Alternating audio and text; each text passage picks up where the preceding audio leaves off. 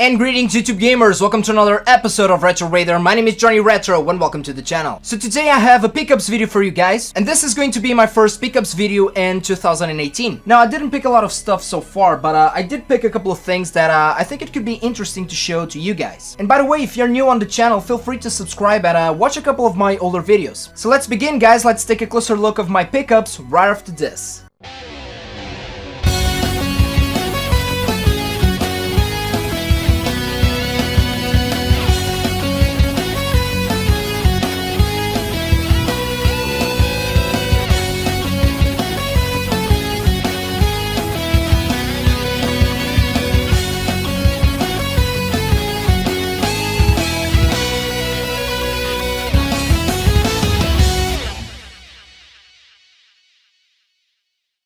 Okay, so first I want to start with this tape recorder that I picked. This is technically not related to video games, but it is going to be used to play video games. So the reason why I picked this, it's because I do play cassette games. So on the ZX Spectrum side of things, I do have a ZX Spectrum Plus 2 model, which already has a cassette tape built into it. And then I have a cassette tape by Atari, which I used to play my Atari games on my Atari XEGS. But when it comes to this, primitive form of gaming, technology, it's always a smart move to have a backup plan. And the good thing is that these things are very cheap to get. I think that I paid €4 for this, and it is fully working. You can find this stuff all the time in flea markets and thrift stores. So yeah, I'm going to use this as a backup. Now let's see what games did I got. Speaking of old technology, I picked video checkers for the Atari 2600. When it comes to 2600, the type of games that I'm usually looking for are games in which I can play in two-player. And that's one of the things that I love about Atari. It's very fun to play with friends, in gaming nights, it's cheap to collect for, and there's a ton of these laying around. This is a very common game, video checkers, but it was one that I was missing on the collection. So this is another one for my 2600 family.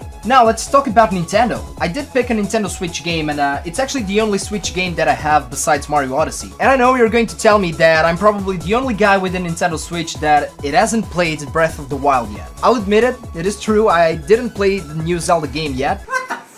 But I'm waiting for the price to drop a little bit, and I know that it is a very demanding game. It's very time consuming, and once I have the game, I really want to focus on it. So what I picked was Azure Striker Gunvolt Striker Pack. This is a re-release on the Nintendo Switch. It has both of the Gunvolt games, and to be honest with you, this is the type of game that I'm looking forward to play on the Switch. Modern games but with a retro feel, a retro approach if you will. And this is actually a spiritual successor of Mega Man. A lot of fun, I did enjoy these games a lot.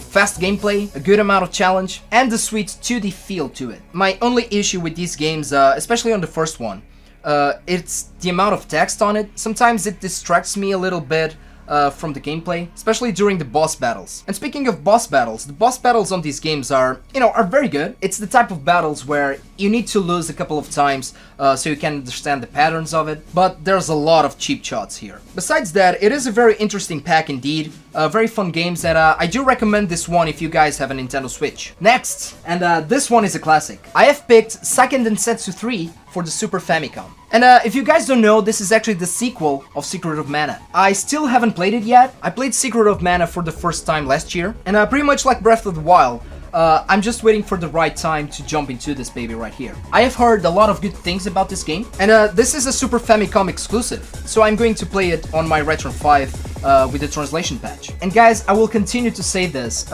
if you're new into the Super Nintendo, definitely consider starting collecting for the Super Famicom. There's a lot of good exclusives, and the prices are very cheap. I think that I've paid €10 for this, plus shipping, and I know that it is not the same thing, it is not the same thing as playing the original game on the original hardware, but it is what it is. I don't know how to speak Japanese, and I don't have a big wallet to spend on, expensive RPGs on the Super Nintendo. So in the future, expect a review of this baby right here. Seiken Densetsu 3 for the Super Famicom. Now, NES. I picked a new NES game for my collection, and I must say that I think this is a hidden gem. Base Wars. So this is a sports game, but it is not the usual or traditional sports game.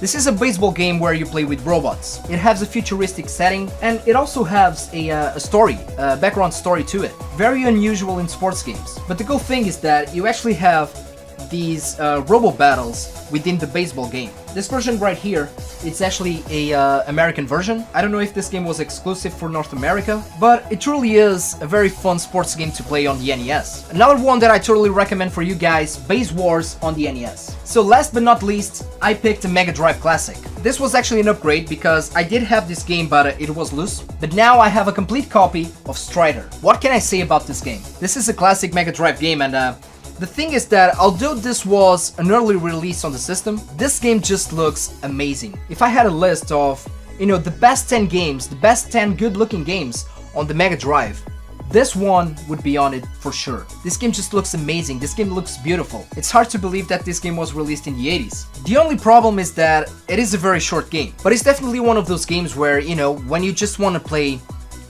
you just want to have a quick gameplay, it's very easy to pick this one up and play the whole thing. I can say that I played this game at least once a year, and it never gets old. And for you guys that are starting out on the Mega Drive or the Genesis, definitely pick this one up. And good news, it is a cheap game. And there you go, guys. And please let me know in the comment section below, guys, what picks did you guys add to your collections lately? What are your best picks so far in 2018? Let me know on the comment section below. And as always, thank you so much for watching. Don't forget to put a like on this video. Please subscribe to the channel and take care of yourselves, take care of the gaming community, and game a lot.